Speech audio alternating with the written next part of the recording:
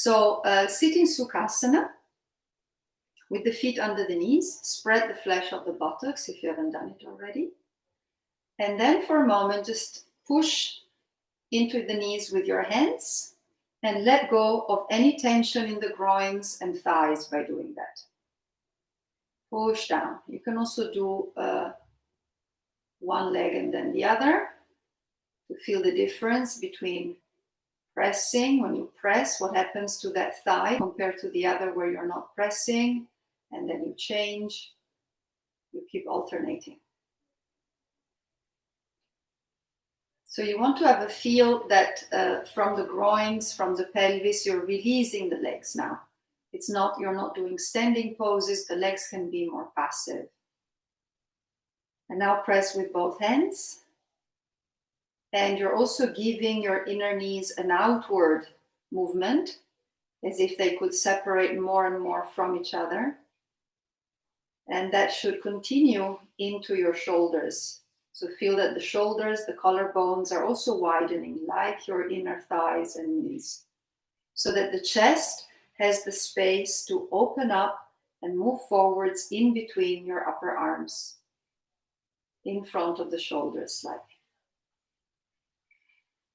Look straight forwards and don't necessarily look at your device now, just look straight at eye level. You know this posture by now. Release the shoulders even more down as you lengthen the neck upwards towards the crown of the head. Sit tall. Feel that you're sitting tall, but at the same time you're maintaining that sense of release and heaviness in the legs.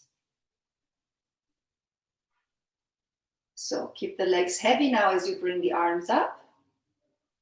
And by lifting the arms higher and higher, feel the side ribs moving up, the sides of your waist lifting up, the abdomen lifting. See that you're not going too far back with your arms or too far forwards, but that the arms are really in line with your ears.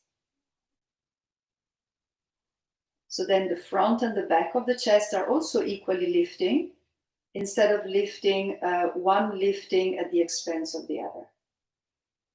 When the chest is more lifted like this, you can bring the arms down, but maintain that chest. Palms together in Namaskar.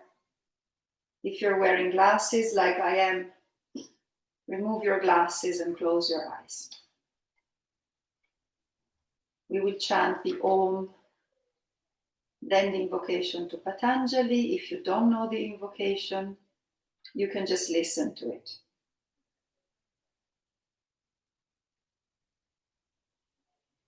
Exhale and inhale deeply.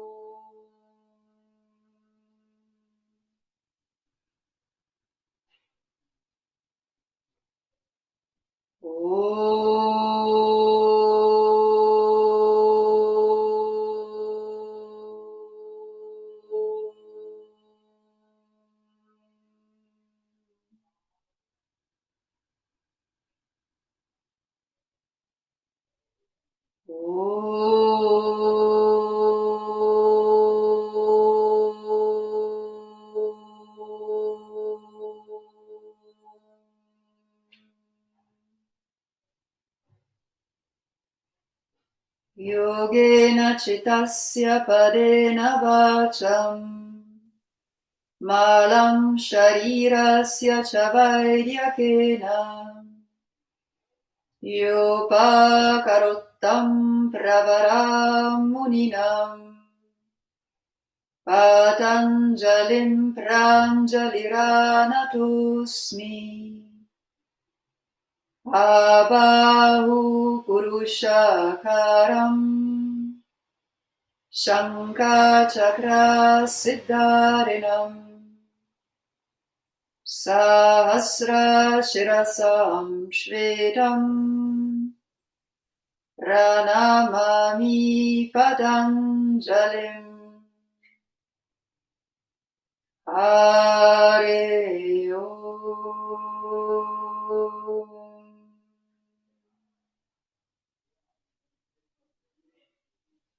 ahead. Make your own connection to Patanjali, to the Yoga Sutras, to the yoga tradition, what it means to you.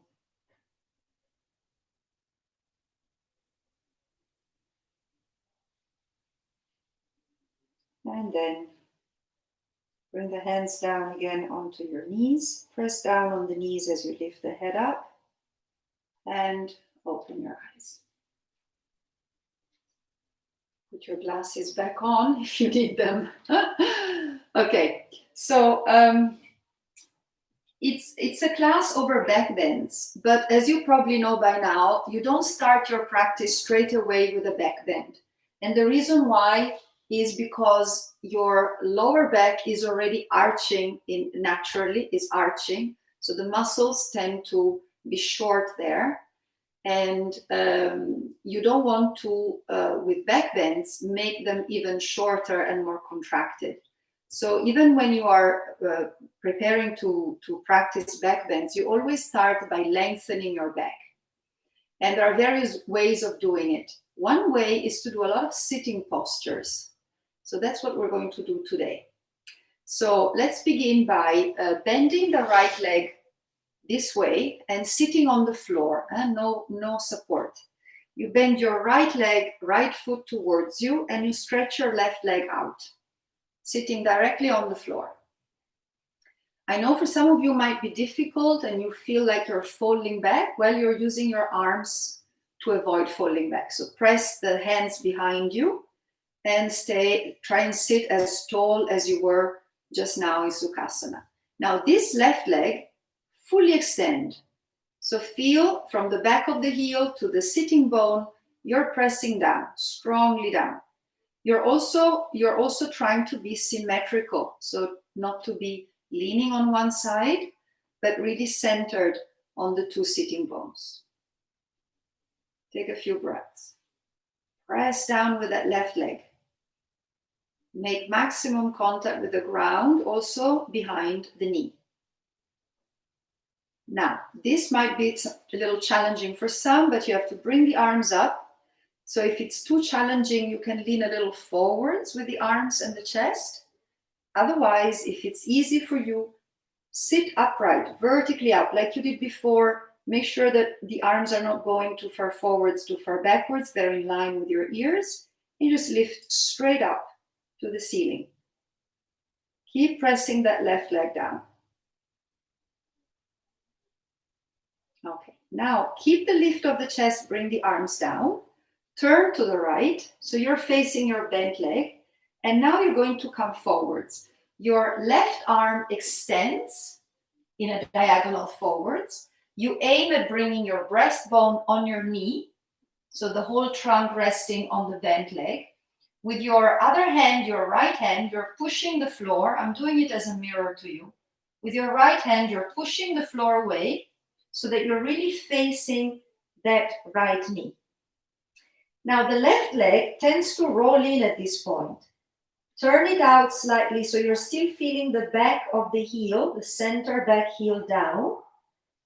The left hip is maybe lifting. So by pushing with your left hand, push the floor away with your left hand and try to send that left buttock more down towards the floor. So you can bring the hand a little closer and then you try again. You push back from the hand so that left sitting bone, left buttock rolls more down. The head can go to the floor or just hang there. Take a few breaths. Feel how the back is rounding, especially your lower back.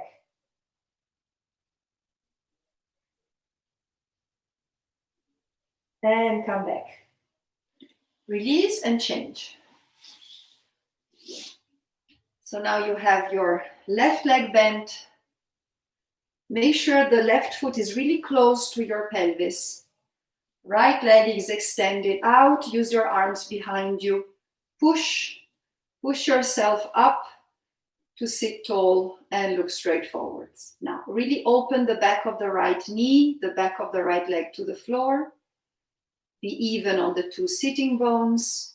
with a long neck. If you have long arms, you can bend the elbows so the shoulders don't go to your ears. Really stamp the back of the right leg to the floor, strongly down as you sit tall. Okay, now with the arms up, like I said before, if this is difficult for you, you can lean a little forwards, diagonally. Otherwise, be upright, vertically up with the arms parallel and in line with your ears. Keep pressing that right leg down strongly all the way to the center of the heel.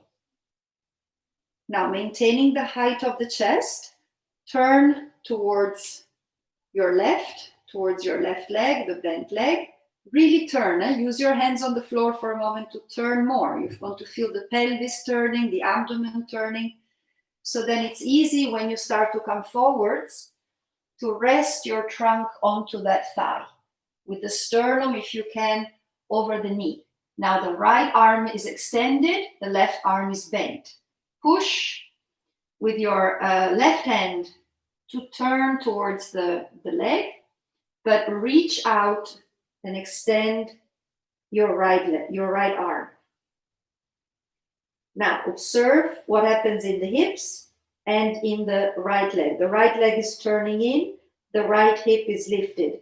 So now move your right hand a little back and push the floor away to guide your your right buttock down towards the floor, and to be more able to turn that right leg from inside out so you're still at the back of the heel. Bring the head down and feel the curving of the spine, especially the lower back. Feel right side, left side of the lower back. They're doing different things, but they're lengthening. Breathe. Keep turning out the right leg.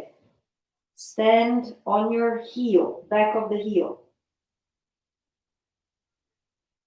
Right buttock down by pushing from the right hand. And come back and release. Upavista Konasana, both legs extended out. See if you can make the opening even bigger now. Again, the hands behind you for support. Sit tall and press with both legs strongly down. Feel the leg all the way to the back of the heel. Shoulders down, long neck. Now bring the arms to the side and imagine you're being pulled to the side from the two wrists.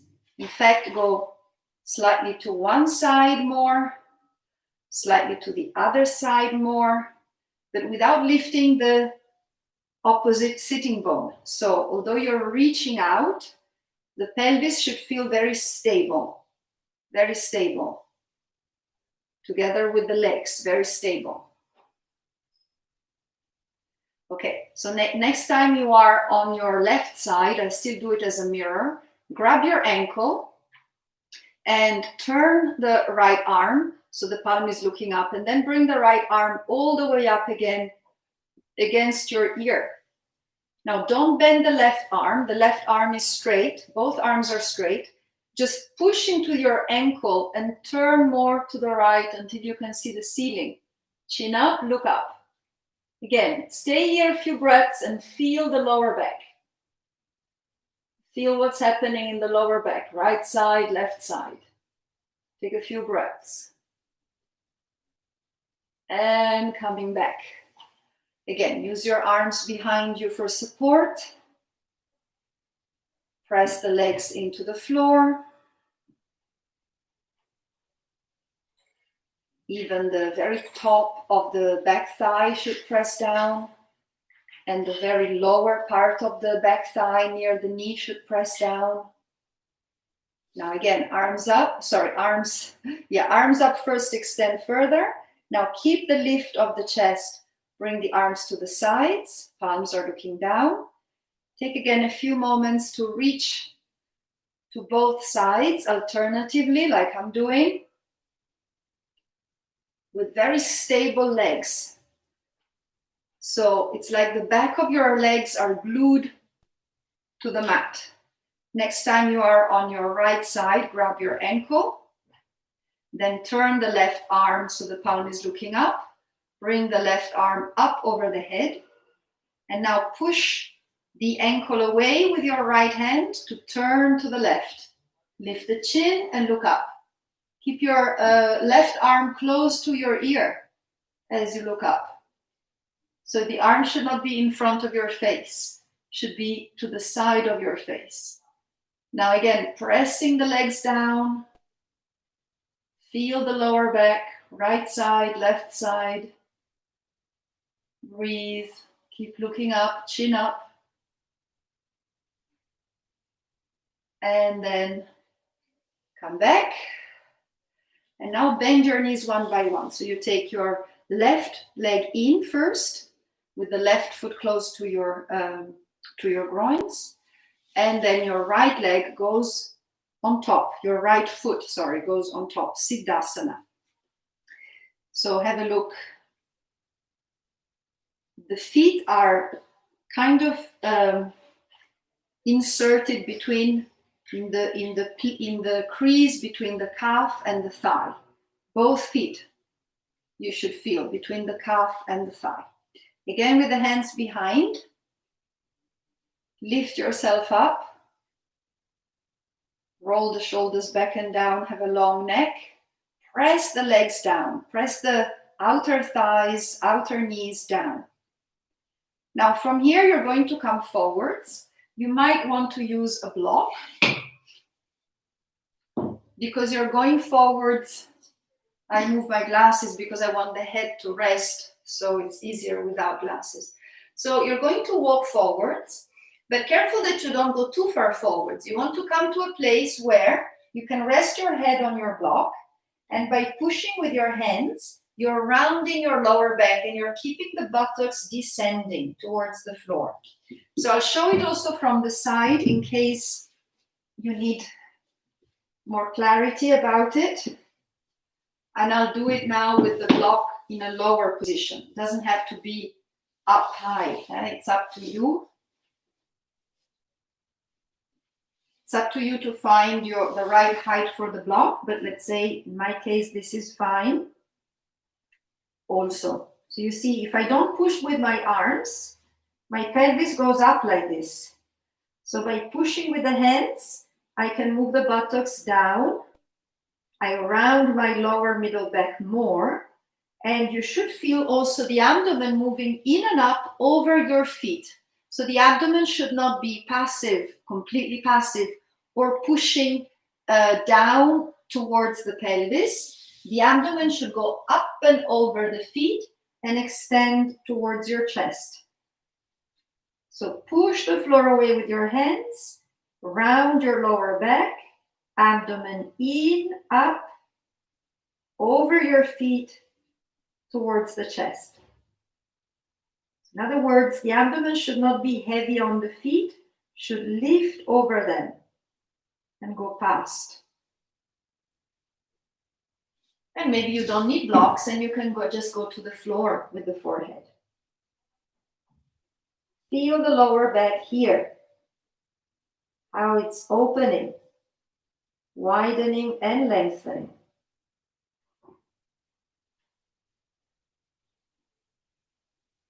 Okay, come back. Change, so other side. Missing thing, yes.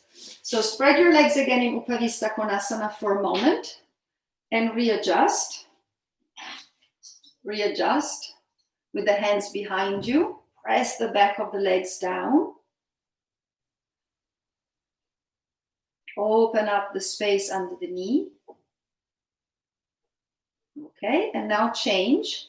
So you do the other leg first. Now you do first the right leg with the right foot close to you, really close to you, and then the left leg on top. So the left foot is on top of the right foot, and you hide it kind of between the thigh and the calf muscle. And the foot that's underneath that you don't really see, but you can feel it, it's also between the thigh and the calf muscle.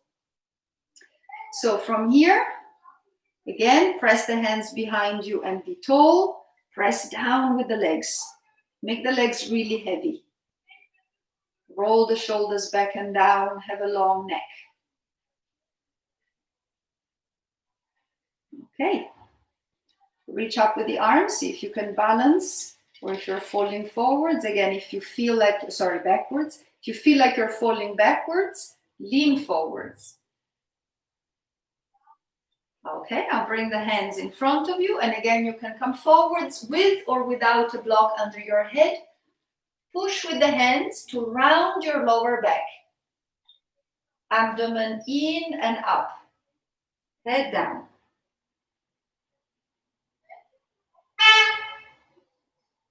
Take a few breaths in this Siddhasana forwards.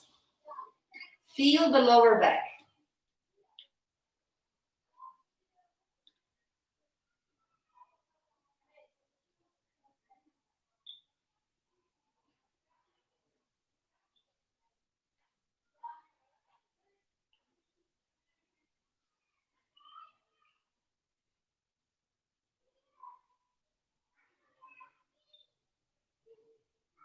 Push with your hands more and more. Feel how that affects your lower back.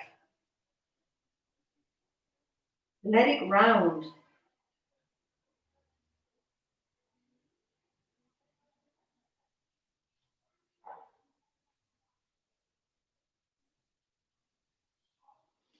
Okay, and then slowly come back. Now, just stretch your legs out and go for Adho Mukha Svanasana. Hands under the shoulders, feet as wide as your hips.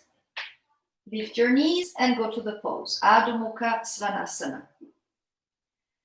Now, go for feet and hands. You want to feel how the feet ground down and how the palms of the hands and fingers ground down.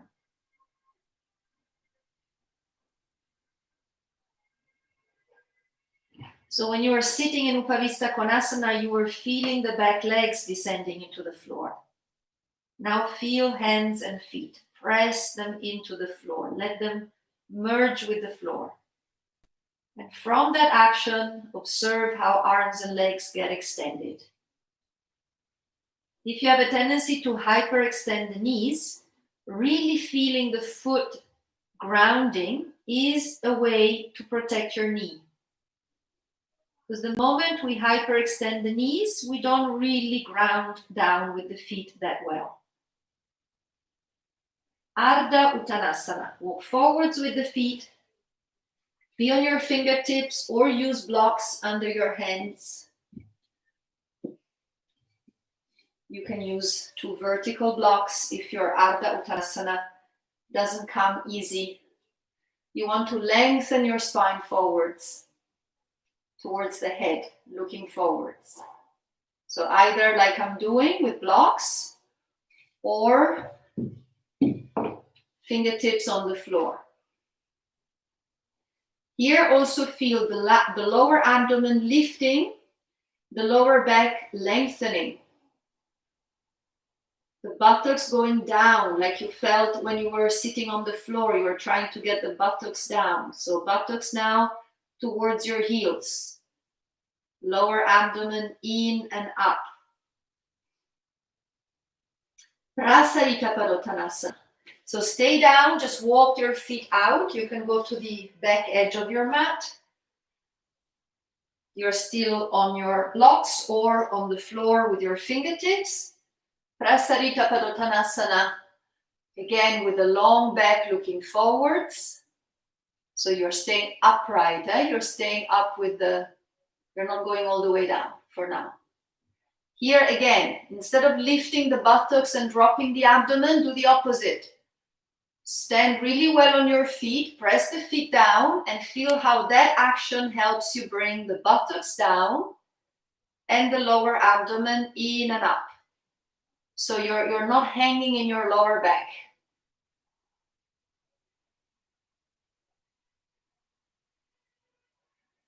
Take a few breaths. Are you widening the shoulders? Are you widening the inner thighs?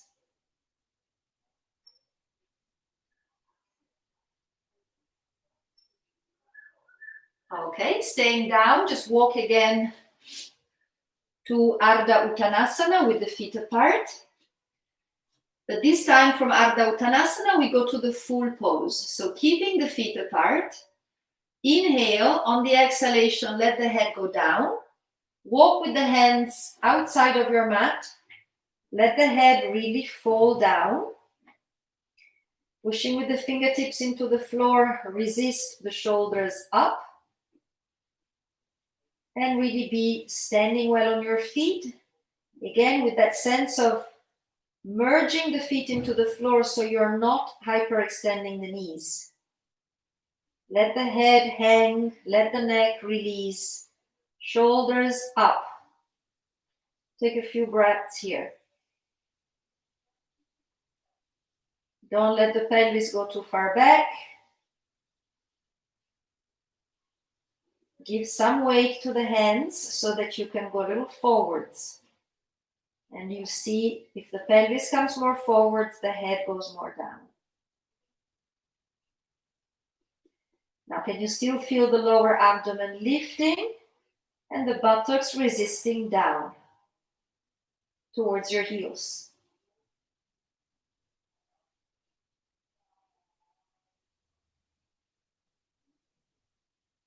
Okay, now come up with the head.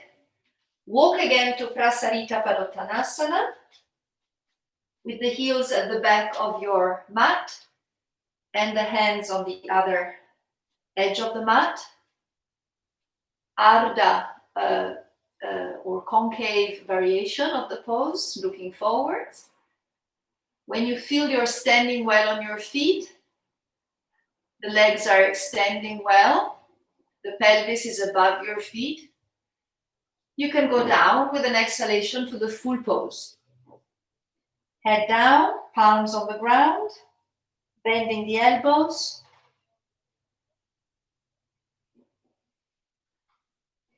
It doesn't matter if the head doesn't reach the floor, just let it go down to your capacity. By pushing with the hands, lift the shoulders up like before and keep standing well on your feet.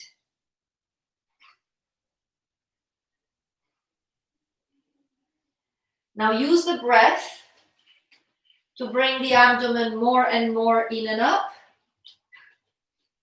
and to open the chest. I'll do the pose to the side for you to see in case you want to see it once again. In case it's not clear.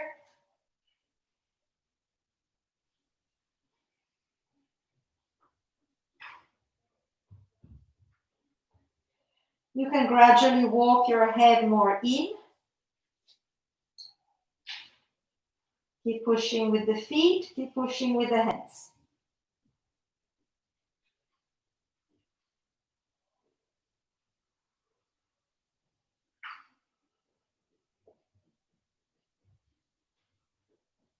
Keep spreading the inner thighs away from each other.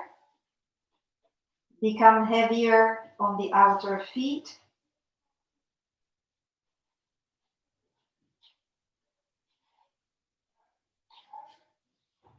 Feel the lower back. Feel the lower back rounding, opening up.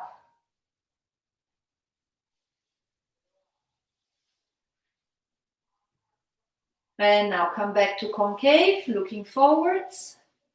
Bring the feet closer to each other, as wide as your hips. And then with the hands on the hips, come up to standing. Okay. So we've done things to make your lower back feel longer and broader, so that now it's safer to go into some back bending. But before we do the back bending, we do Shirsasana. So take a second sticky mat or fold your sticky mat so that it's soft enough. You can go by the wall, or you can go to the middle of the, or you can stay in the middle of the room. And maybe you want to try this, especially if you have a thin sticky mat, you want to try this way of using it for Shirsasana with a blanket. So some of you might have followed Abhijata Iyengar workshop, where she was talking about the importance of not being on a surface that's too hard. And that's for the brain. For the arms is not a problem, but for the brain can rest more if it feels something soft underneath. Yeah. So if you want to try, you practically sandwich the blanket in between your sticky mat. So the sticky mat is in contact with your arms will not be slippery. We'll just do a simple Shirsasana, no variations. So go to the pose, whether you go by the wall or in the middle, adjust well your hands, fully interlock the fingers, keep the wrists apart, the thumbs, the tips of the thumbs touching, and then place the head, crown of the head down. Press even more with the arms as you lift your knees. Then walk in with your feet. Lift the groins up, lift the pelvis up.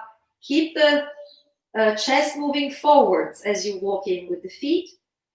You can bend your knees and come to this intermediary stage with the knees bent together. And then gradually you bring the knees up. That is if you're in the middle of the room, of course. Otherwise, when you're by the wall, you just have to come up the way you normally do. And the last thing you do is you stretch your legs upwards.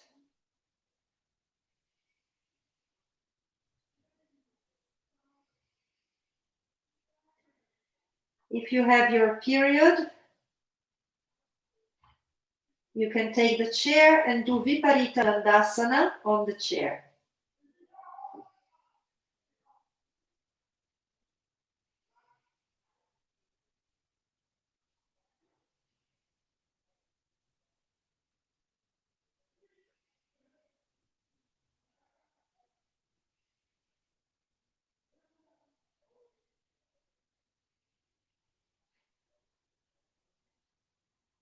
Now really rest the brain onto that softer support.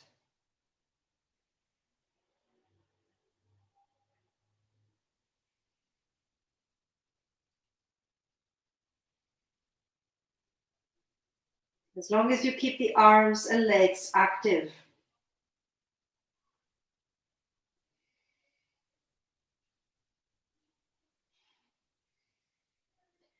Now open your legs slightly.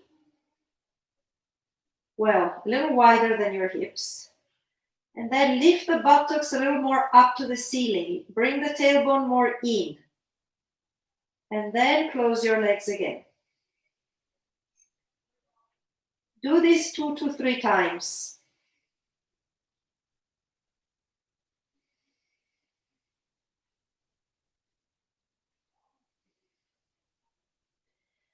So that you try and recreate in your Shirsasana that long lower back that you felt in the sitting positions.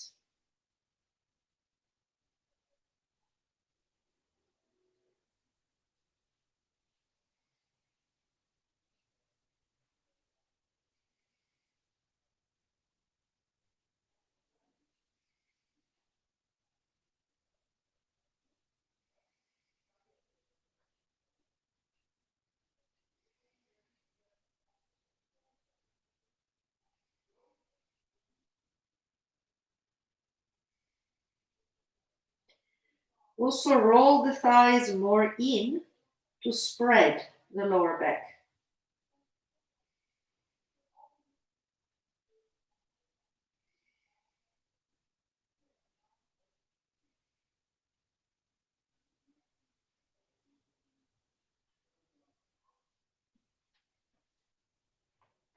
Stay in your Shirsasana.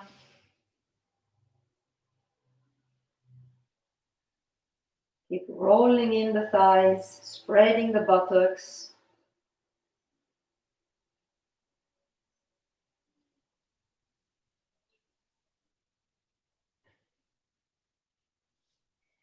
Actively and constantly stamping your lower arms in the floor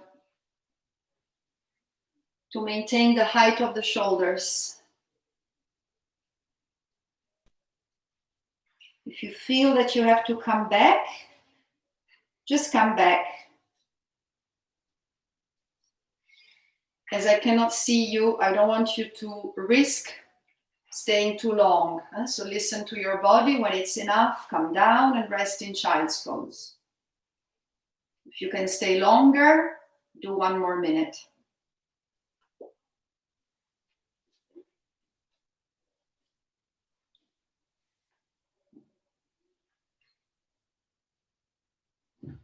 So see if you can maintain in your Shirsasana that long lower back you felt when you were sitting.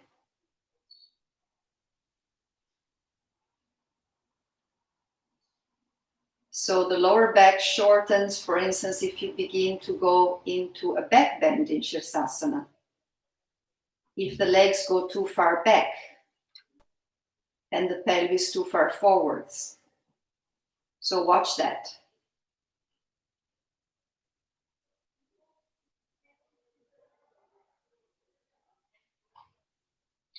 You also can correct it from your arms.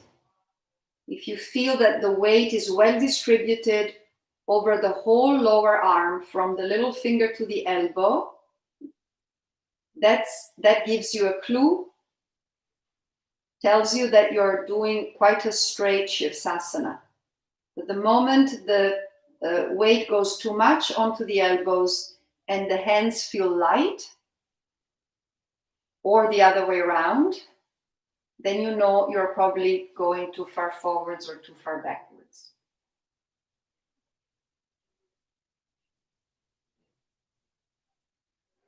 Make sure you breathe well through the nose and you keep releasing your brain onto the support of the floor.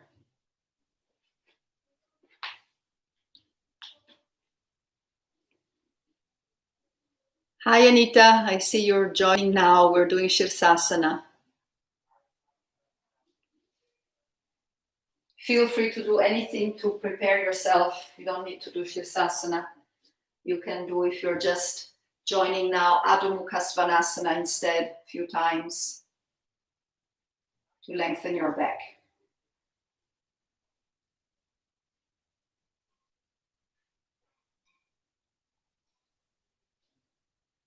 Okay, everybody who is still in Shirsasana with control, come down and rest in Adho Mukha Virasana, child's pose.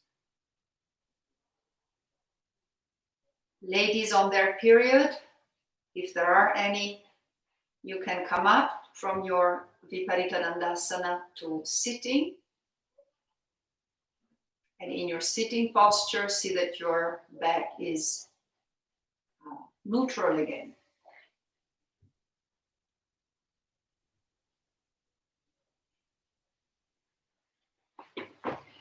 Okay, now you can come up from your Adho Mukha Virasana, put the props aside so your mat is free.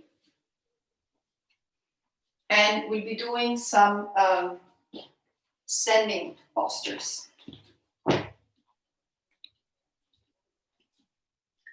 So the first one will be Tadasana. So you can stand, this you can all do, everybody. Tadasana, feet together. The arms to the sides of the body. Be as even on the 2 feet as you can, looking forwards at eye level. You've been balancing in Shirsasana for some time, so balance also in Tadasana.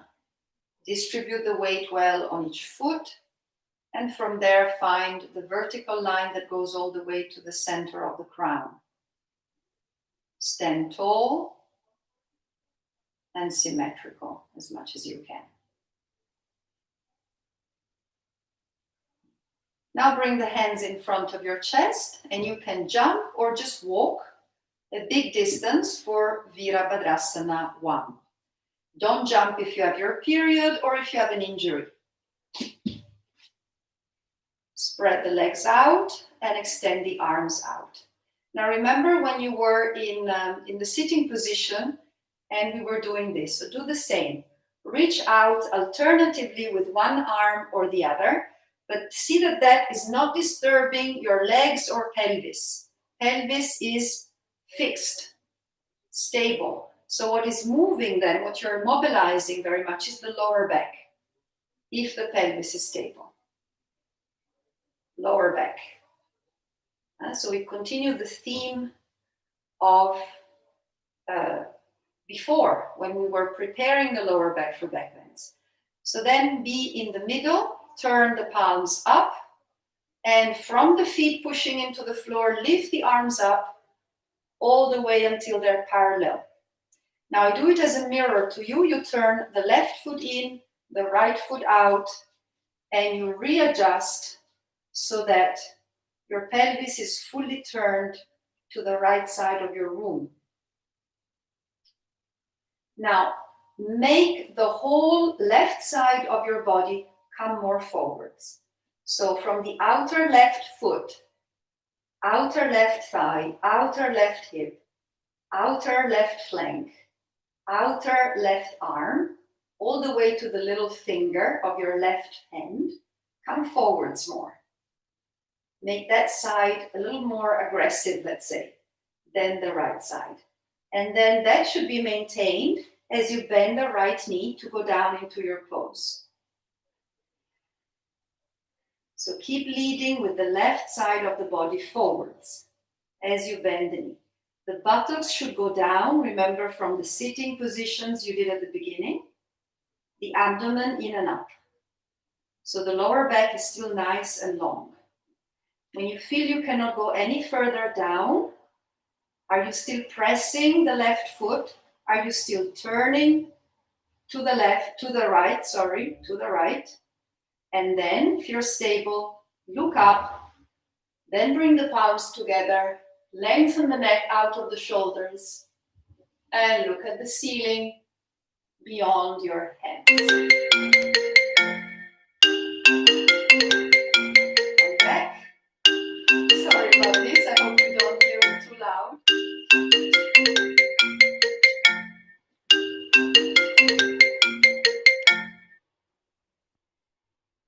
Sorry about this, I hope it doesn't happen again. It's a call. Okay, we move on. Come back from there. Turn to the center, hands on the hips, be here for a moment, and readjust.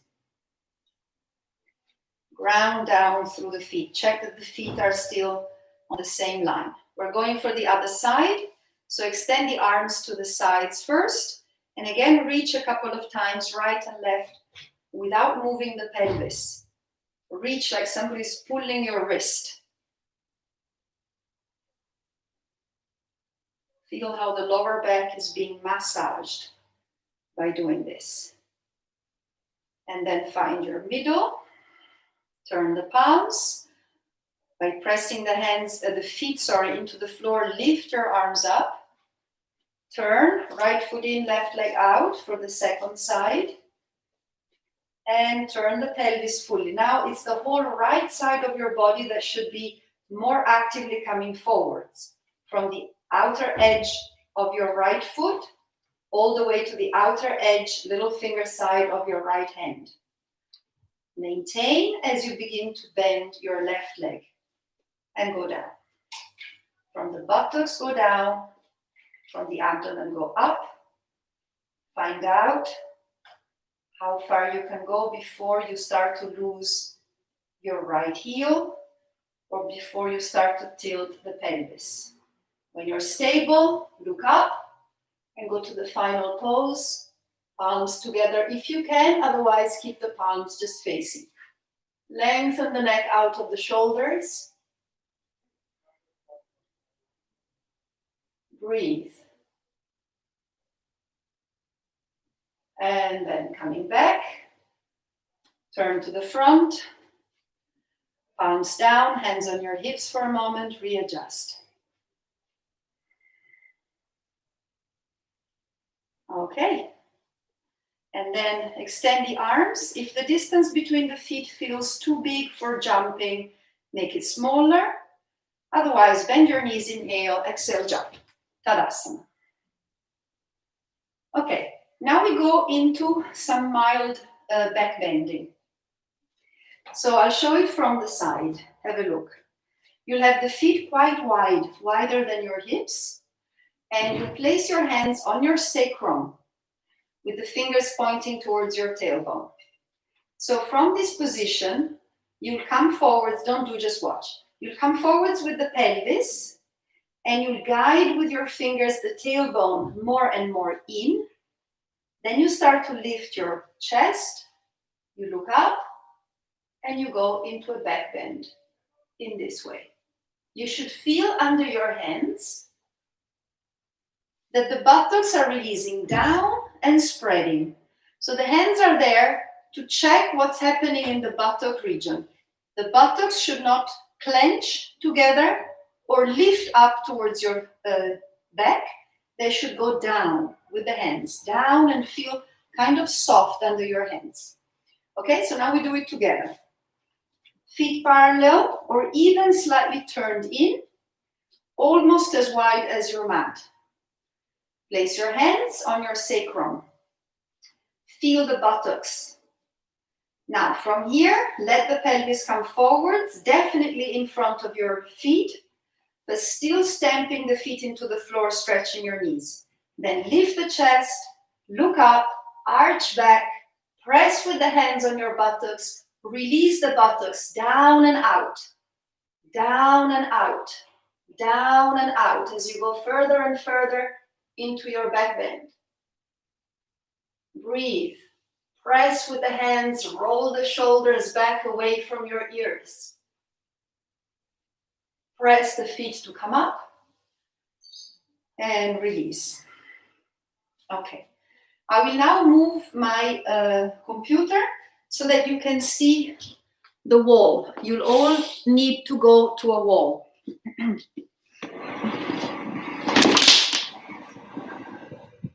Sorry about weird noises. So you'll go to the wall with the small side of your mat. And you do something that Abhijata did also in the workshop. It's the same what you just did, but using the wall.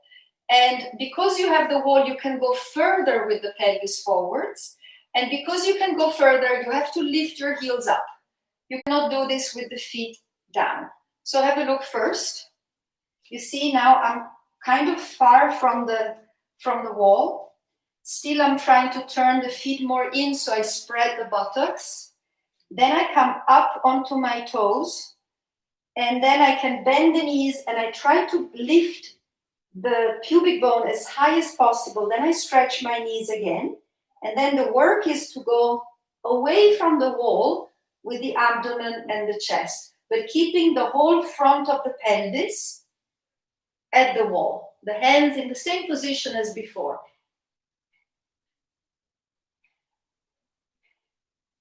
Okay, so now it's your turn. Go to the wall, face the wall, feet apart. The feet will be 40 centimeters more or less, your toes more or less 40 centimeters away from the wall. From here, you can lift your heels up, hands on the wall. Let me do it together with you. Lift your heels, you can bend the knees, go to the wall with your whole front pelvis. Make it really flush to the wall.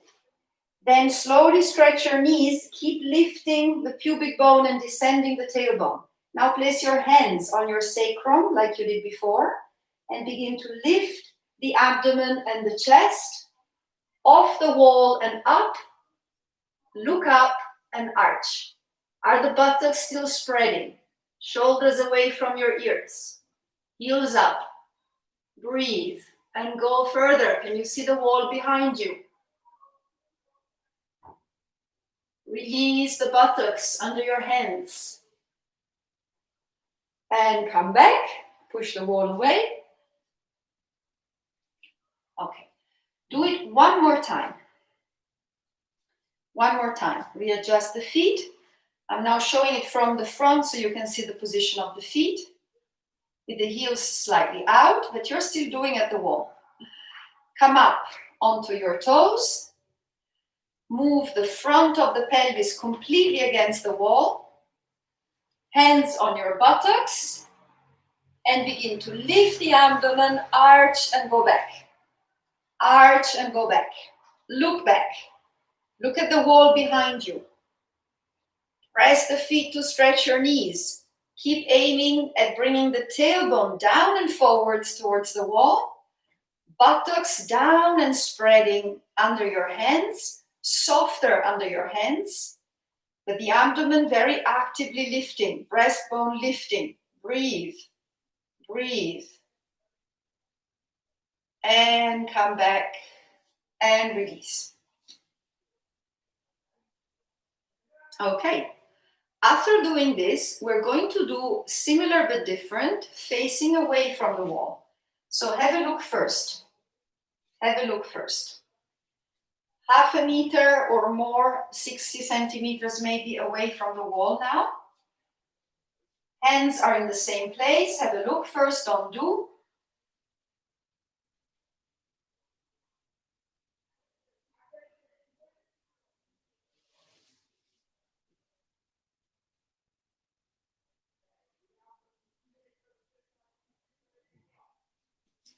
So as you could see, at first I was really moving the pelvis forwards like we've been doing so far and arching. When I saw the wall, I went to the wall with my fingers, and when I could have the wall as a support under the fingers, I could move myself more back with the pelvis and be more vertical on my feet. You stay there a few breaths, and then you push the wall away to come back. Okay? Now, what's very important is that you don't look at the screen while doing these back bends. I should have said it before, but you should also know by now. It's very bad for the neck to turn your head while you're in a back bend. Yeah, so make sure you're always looking straight in front of you. So now let's do it together. So you don't look at me, but we do together. Stand more or less 60 more, maybe more centimeters if you're taller, away from the wall. Feet slightly turned in, hands on your sacrum. Now press the feet, stretch your knees, and begin to move the pelvis forwards. Press it with the hands. Lift the chest, look up, arch back, look at the wall. When you can see the wall, bring the fingertips at the wall. Stay here a few breaths. Now, can you go more back with the pelvis and more down with the head? You see, I can still talk. You should also still be able to talk. Almost aim at touching the wall with your forehead. And then push the wall away to come up. Take a few breaths upright. If you feel the lower back, it's because you're not implementing the actions I've been talking about enough. One more time. Heels out, toes in. That helps create more space in the lower back. Hands on your sacrum to feel what's happening in this region. If it was really easy to touch the wall before, just now, move a little away from the wall this time. If it was too difficult, move a little closer. Okay, now pelvis forwards. Press the feet, lift the chest. Look back, spread the buttocks. When you can see the wall, bring the hands to the wall. Now, go back towards the wall. Aim at touching, kissing the wall, almost. Breathe. Shoulders away from your ears. Keep stamping the feet, don't bend the knees. And push the wall away to come back. Okay, good. Now, enough of this. You can actually go back to the center of the room. You don't need the wall right now. And I will move my computer again.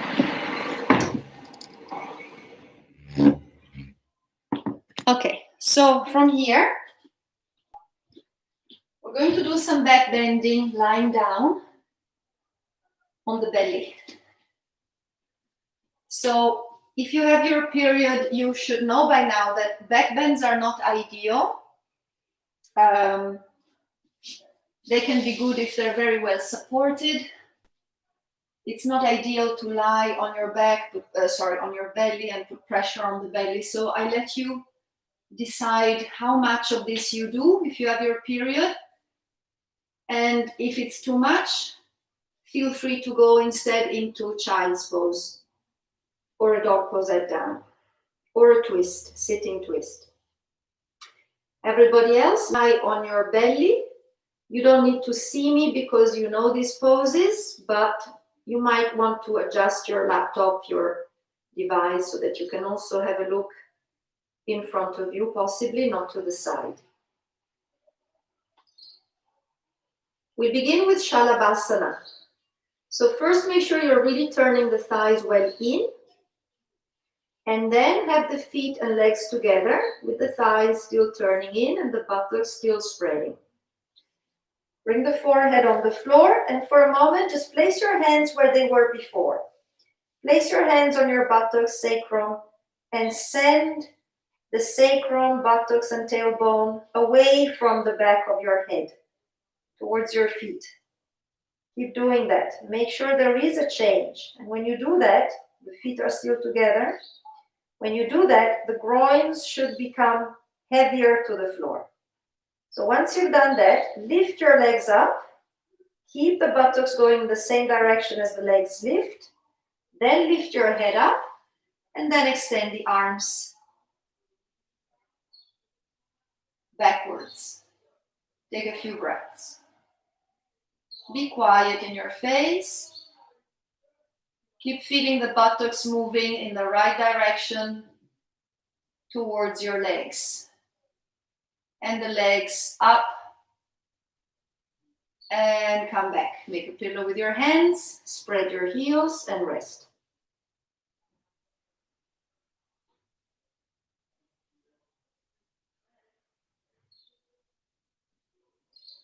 Okay, let's do one more time with the feet apart and feel how different it is in the pelvic region. So with the feet wide apart, as wide as the mat or almost, like you did when you were standing. Again, place the forehead on the floor, hands on your sacrum, buttocks. Now, press the feet, stretch your knees, move the buttocks away from the back. Once that is done, the groins become heavier. Now lift your legs up. The groins are even heavier now. Then lift the head up. Keep the tailbone going down to the floor. Extend the arms. Shalabhasana with the legs open. Feel the difference in the lower back, buttocks, tailbone. Does it feel a little easier to lengthen your lower back? It should be easier. And release and come back. Again, make a pillow with your hands. Separate the heels.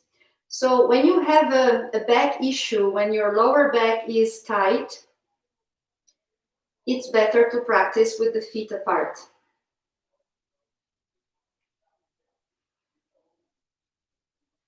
So now I leave the choice to you if you want to continue with the feet apart or you want to bring the feet together again for Makarasana. In Makarasana, you interlock the fingers at the back of your head. The elbows are to the sides. Press the feet and stretch your knees. Without feeling the buttocks, keep the buttocks moving in the right direction. Be very precise, be very consistent with what you're doing before. Then lift your legs up. Keep the buttocks in the same direction. Then lift the elbows up, head up, chest up. Spread the elbows to the sides and lift the head against the resistance of your hands. Push up with the head. Push up. Thighs up, but tailbone down. Breathe. And coming down. Make a pillow with your hands. Separate the heels and relax.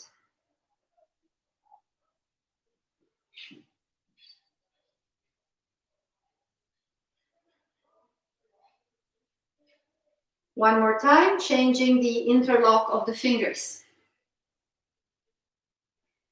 Get ready, press the feet, stretch your knees. Groins down, buttocks to the back thighs, lift the legs, lift the head, lift the chest. Pull out with the arms, head higher, look forwards. Don't look on your mat, but look further than the mat. Breathe. Are the feet still together? And coming down, make a pillow with your hands, separate the heels, rest.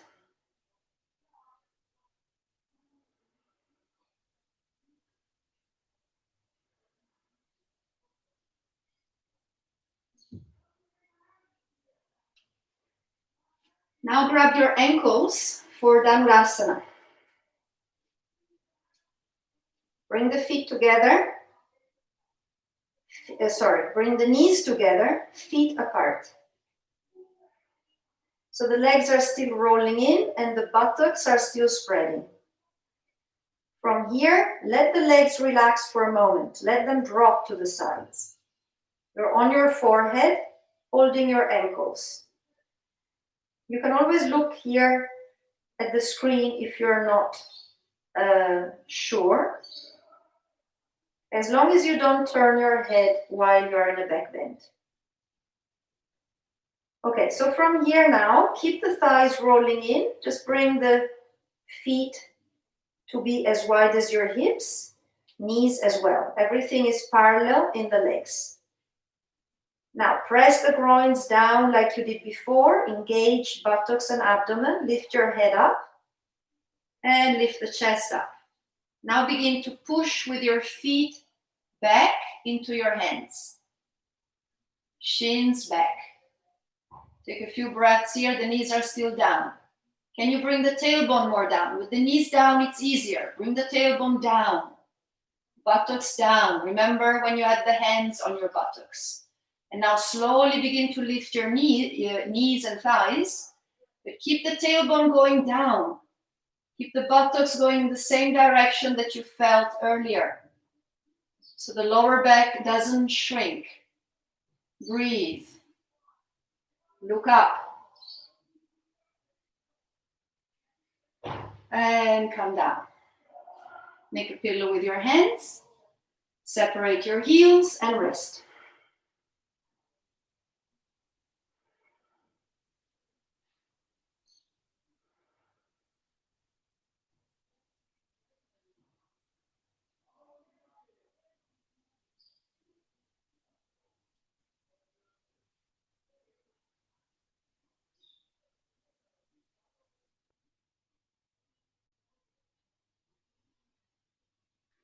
One more time, same thing. Grab your ankles. Bring the knees together. Feet apart.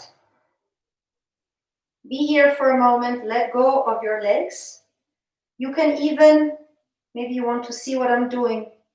I'm kind of bouncing my feet a little up and down. I'm moving my feet with my arms up and down.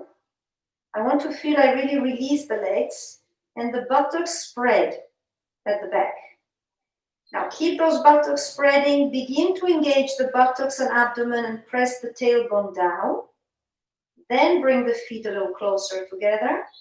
So the legs are parallel. And then again, coming up, head up, chest up. Begin with the knees down and really press the tailbone down. And then lift the thighs.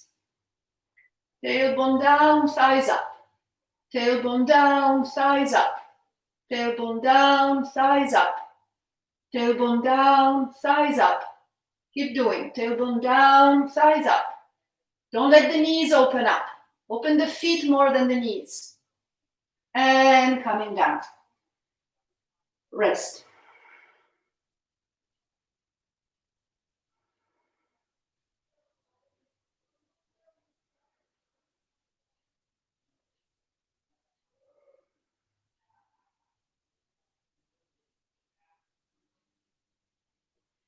We now go for Bhujangasana. So again, I leave it up to you if you want to do with the feet together or apart. Have the hands near the chest. And be here for a moment with active legs, pressing the feet down and stretching the knees, pressing the tailbone down, lifting the abdomen, lengthening the neck out of the shoulders. Make sure the hands are not too far towards your head. They should really be at the level of the breast. Now from here, only lift the head first, look forwards, chest. Keep the elbows in towards the trunk. And then at this point, push more with the hands and lift your whole abdomen off the floor. We do the intermediary stage first. The whole abdomen off the floor. Thighs and groins are still down. Look up, shoulders away from your ears. Are the feet still together? Are the buttocks still rolling down? And coming back. Now extend the arms over the head, resting on your forehead. Relax.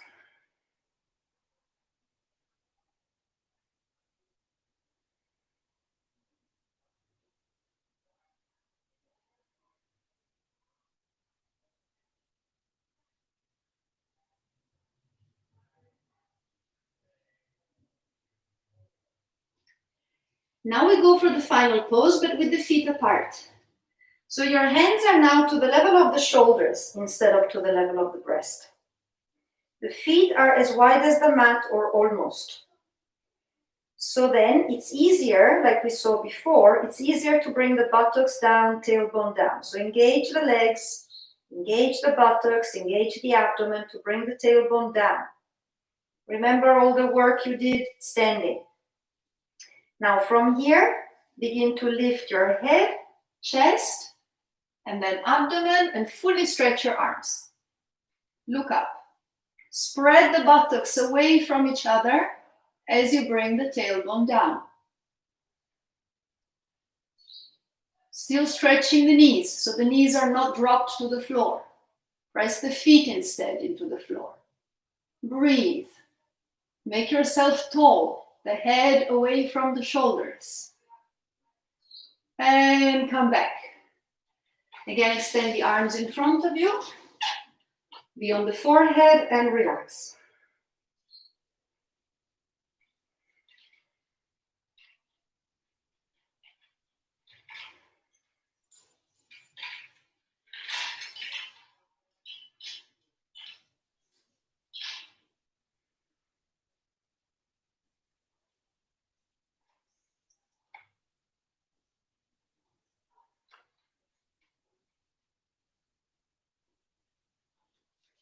Okay, one more time. This time, if you can, with the legs together.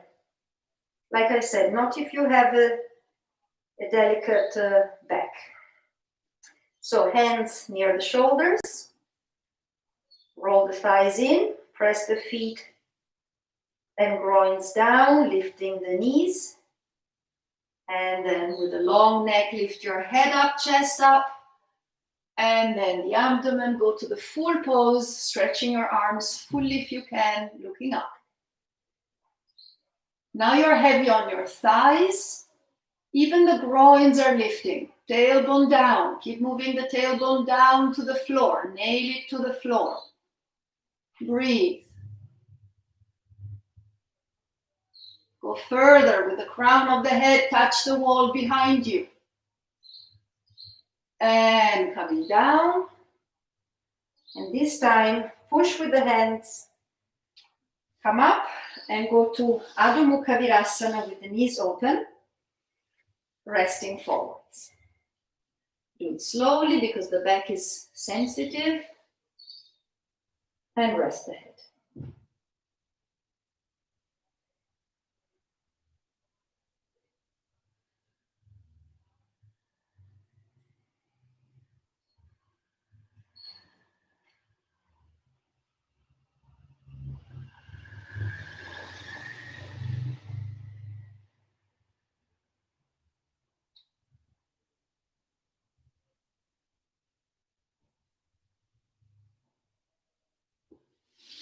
Okay, and now slowly come up to sitting. Good. So now we're going for Chatushpadasana and then Setubandha Savandasana using blocks and using a belt. So make sure you have your props.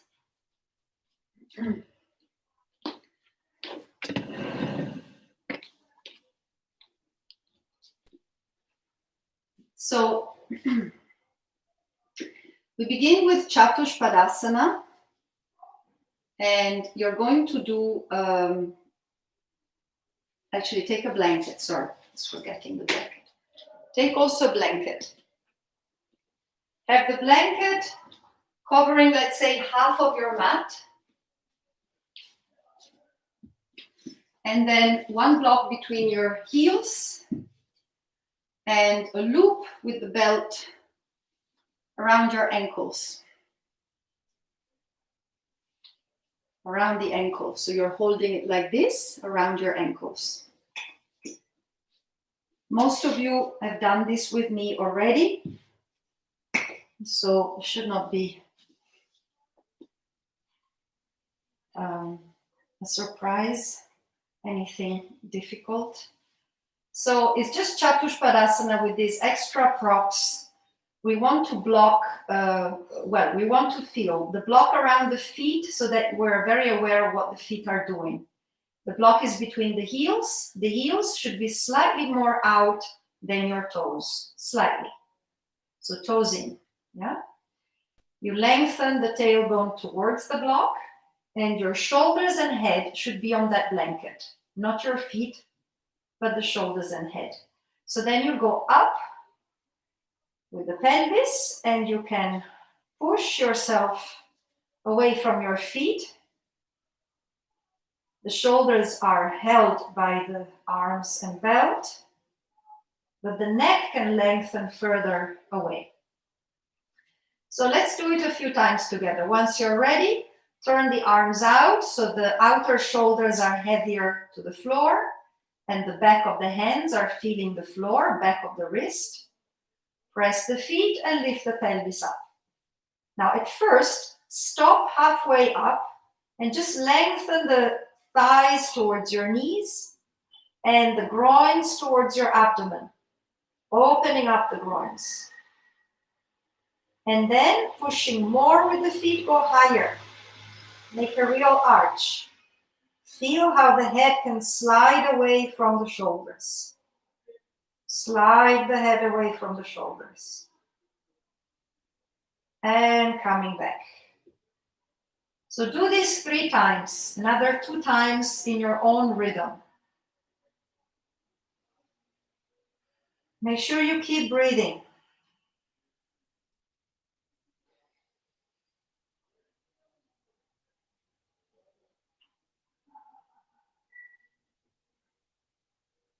If it's too easy, maybe the belt is too long. Make the belt shorter.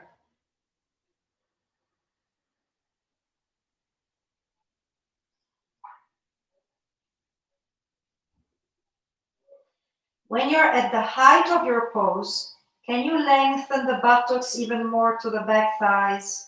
Can you spread them like you felt before?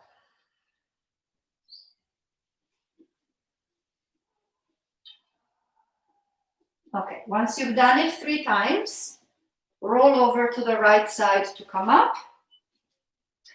And we prepare for Setubandha Savandasana. So here the belt will be used around your feet, middle of the feet.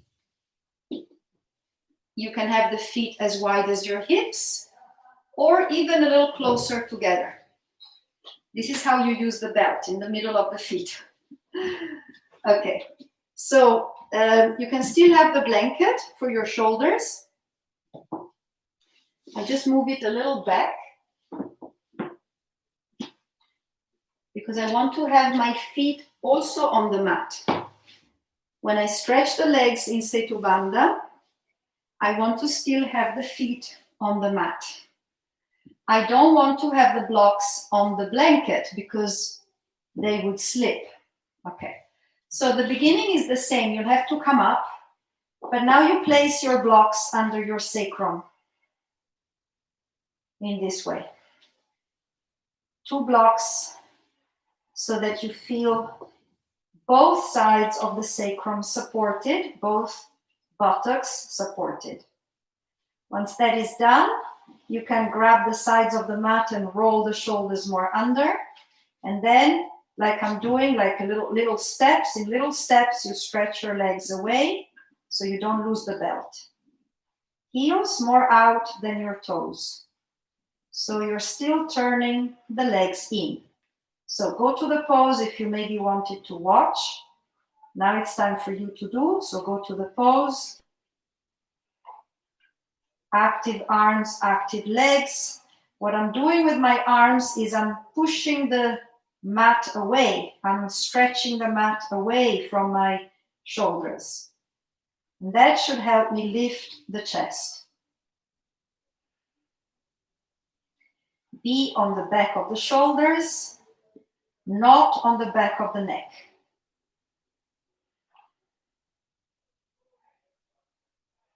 Fully stretch your legs. If this is impossible, if you feel that the legs don't stretch, even if you want them to, then your feet should be higher. You can place your feet, you can do again, and place your feet on other blocks or a bolster or some folded blankets. Make it higher for the feet and you will be able to stretch your legs.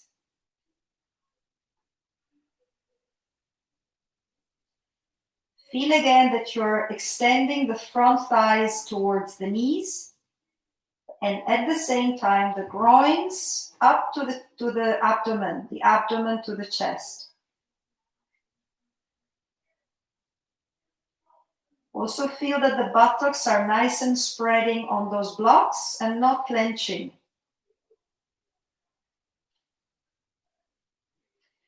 If the buttocks are clenching, if you feel tension around the sacrum, you should bend your legs, come back to the original position, and readjust your blocks and your buttocks on the blocks, spreading them more.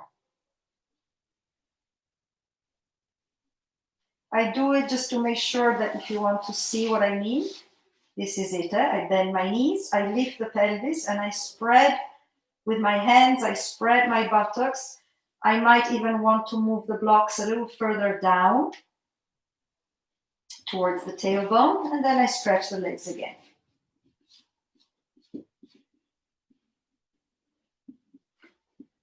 The blocks should not tilt.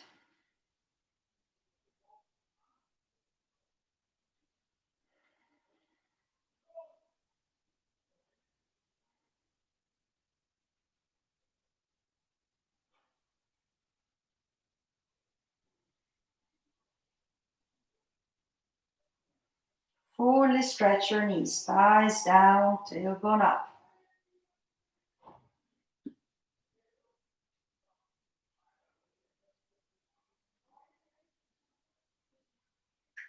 Okay, now bend your knees, let go of the belt.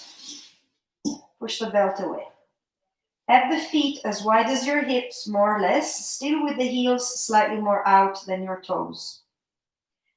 Now, you're going to come off the blocks. So first interlock the fingers around the blocks, stretch your arms and press the arms down. From the back of the shoulders, press down. Now, the job is to lift from the blocks, stay a few breaths, and when we come down to the blocks again, lengthening the buttocks, more away from the lower back.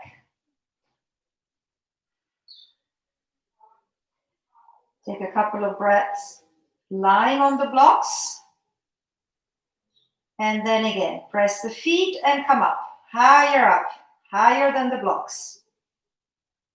Tailbone up. Breathe. When you come down, lengthen further than the blocks. Go further. And rest on the blocks for a few breaths. Change the interlock of the fingers. Again, press the arms down from the shoulders to the wrists. Again, lift. Press the feet and lift the pelvis. Can you still feel the neck sliding away from the shoulders? When you come down, lengthen the back. Aim at going further than the blocks with your buttocks. Couple of breaths.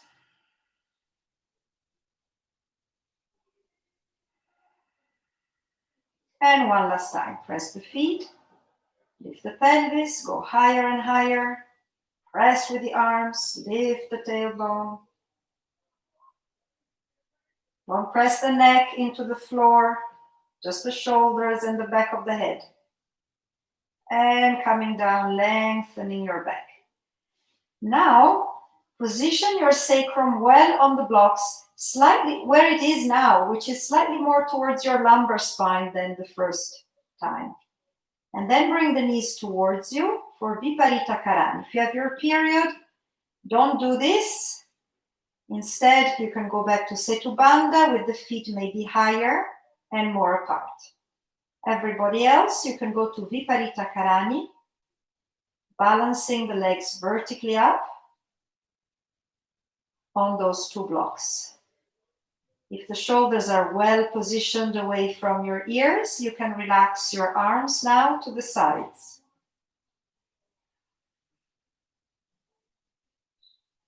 Breathe quietly.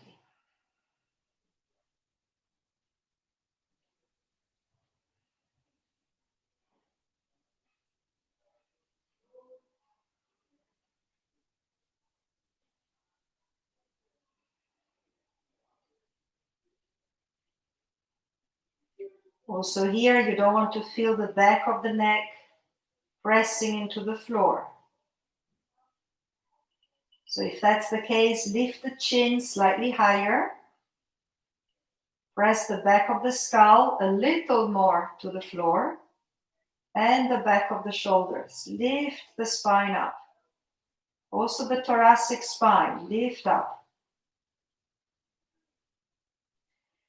If this is impossible, you can do it by the wall, with the legs against the wall.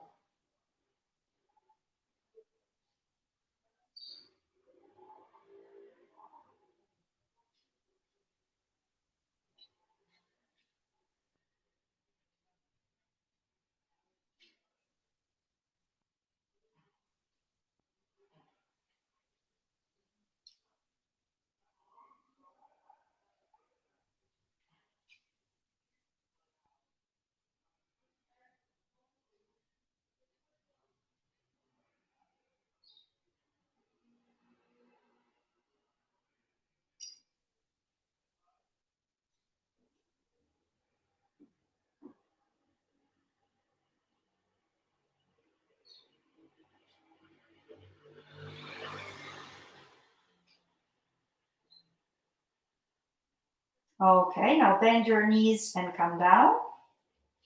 We're going to do a last, take your belt, place it around your knees. Okay, I see it's difficult, sorry, my mistake. Put the blocks down, come down.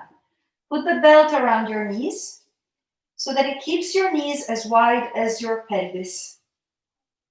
We're going to do one more Chatushpadasana with the two blocks. One block flat, like this, and the second block vertically up, like this. Feel with your hands that the blocks are well centered on top of each other. If the shoulders come off the wall, off the floor completely, then you need more height under the shoulders. You can put another blanket folded just under the shoulders. Otherwise, you can be here. The knees can rest out into the belt. Keep the feet well open on the floor. Relax your arms. If you have your period, you can still do this.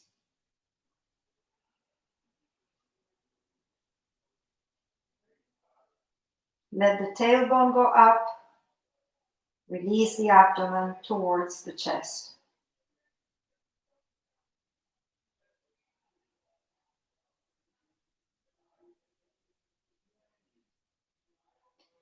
Still gently pressing with the back of the upper arms, back of the shoulders, and back of the skull into the floor. So you feel the spine is always lifting.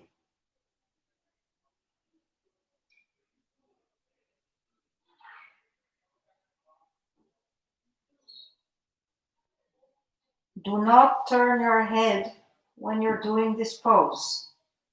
Look at your own chest.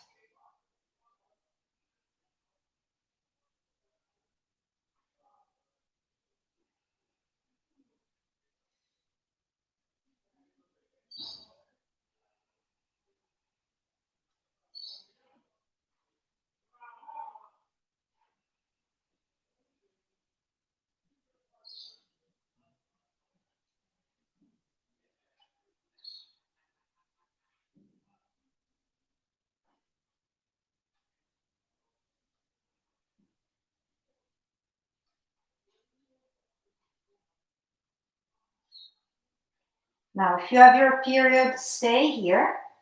Everybody else now, very carefully, pressing the hands down, lift your legs up and balance again in Viparita Karani. You can tighten the belt around your thighs to help you stay compact in the legs.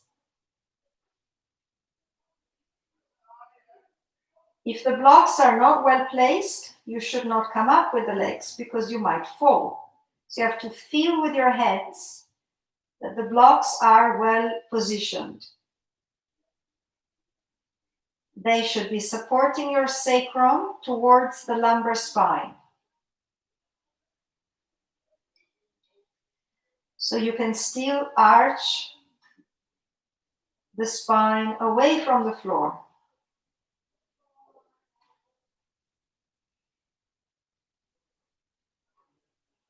Arms passive, legs active.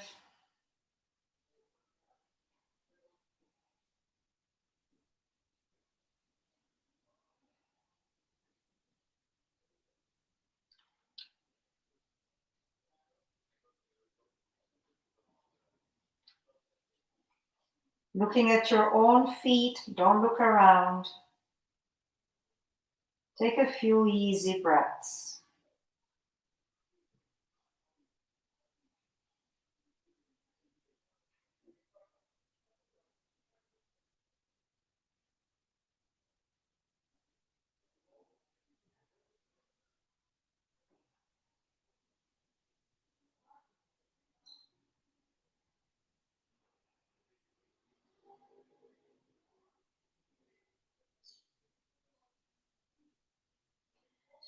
And now coming back, everybody, you can widen the belt, makes it easier. So you can come down one leg at a time. When the feet are down, lift the pelvis even higher, remove the blocks, and lie down on your back. Lengthen the buttocks away from the lower back. Release the arms, keep the legs bent, and relax for a moment. You can close your eyes, relax your face, relax your throat.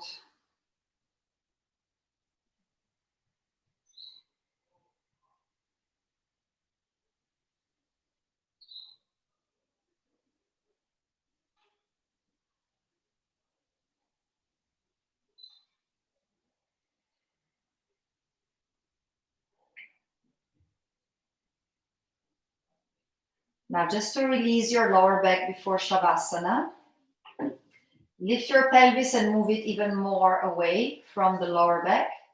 Then bring the right knee to the chest and hold it close to you.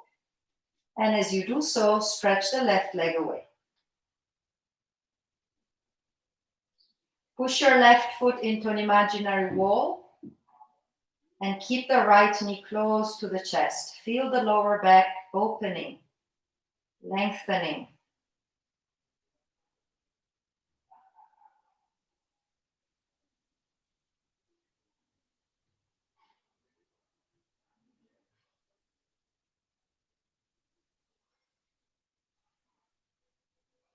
Now change. First, bring the left knee to your chest. Change the interlock of the fingers. Then extend the right leg away. Again, feel how the lower back widens and lengthens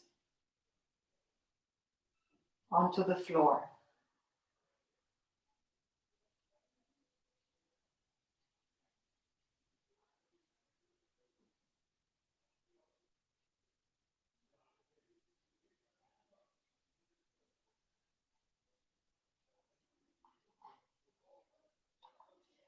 Now, cross your legs. Take your feet, so the left foot with your right hand, the right foot with your left hand, and just pull the legs towards you. So legs are crossed. Now, if you're not sure, you can have a look. This is what we're doing. Allow the tailbone to come slightly up, sacrum to come slightly up, so you're really rounding your lower back now.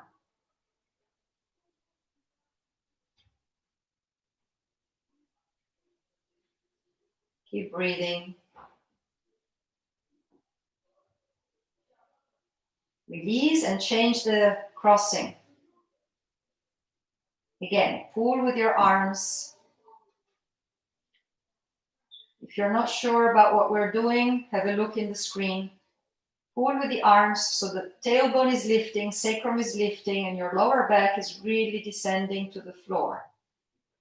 This time more towards your thoracic, towards your chest. Keep breathing. You can even rock right and left, pulling more with one arm or with the other. Feel the massage for your back.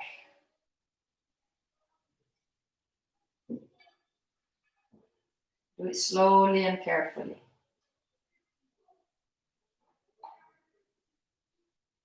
Okay, and then come back to the center, release the legs, and prepare for Shavasana. Maybe you want to roll over to one side and readjust your props.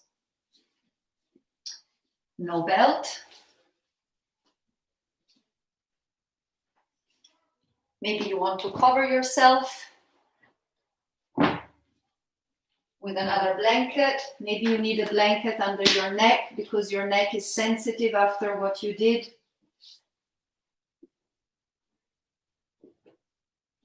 If your neck is sensitive, make a roll with one blanket, not too thick, like I'm doing now. You can have a look. This is what I mean. You make a roll like this to support the curvature of your neck. Let me see what the time is. Yes, we have 10 minutes. We will finish at 6:45. So we have a good 10 minutes Shavasana. Lie down on your back, adjust your neck and head, center them, adjust your shoulders, shoulder blades and arms, and then maintain that long lower back as you stretch your legs. And then finally, release the legs to the sides. Close your eyes.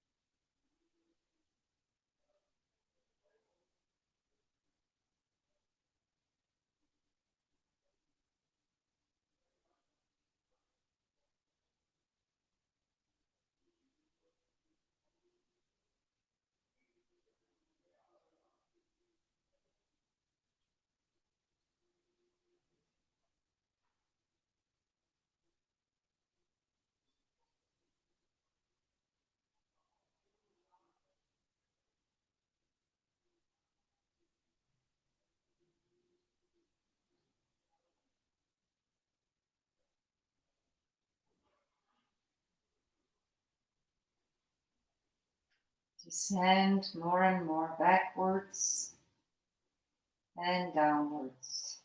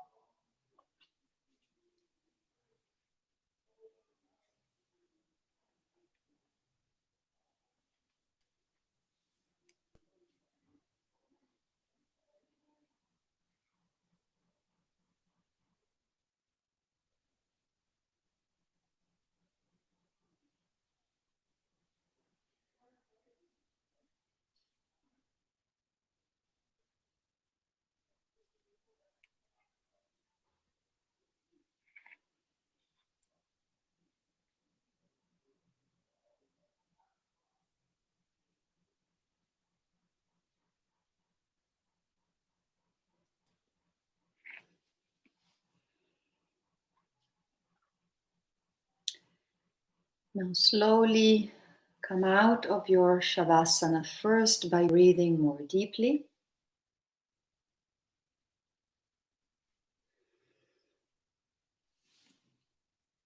When you feel the chest moving with the breath, keeping your head quiet, bend your knees, and then roll over to one side.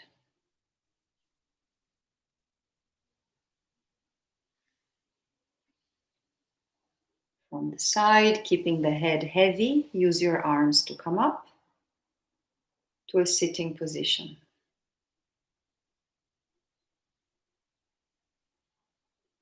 And then with an open chest, bring the palms together and lower the head. Namaste.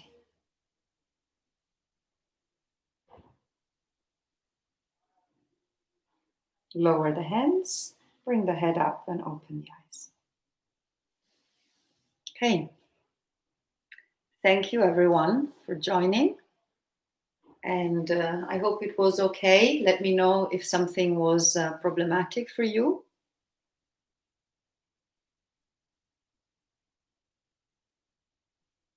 I see a few of you had to leave earlier, but you're still eight or seven.